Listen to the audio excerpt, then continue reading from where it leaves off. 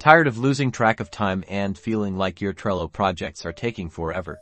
Well, get ready to supercharge your productivity, because today we're showing you how to integrate Clockify directly into your Trello browser. Let's get started.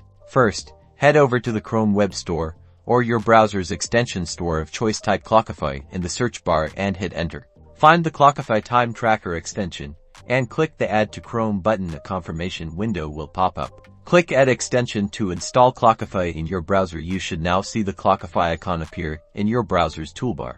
Now, open your Trello board, navigate to any card you want to track time on. You should see a Clockify Timer button right there, integrated into the card. Simply click the Clockify Timer button to start tracking your time on that specific Trello card. Clockify will automatically associate the time with the project and task from that Trello card. You can then view detailed reports and analyze where your time is going within your Clockify account. It's that easy.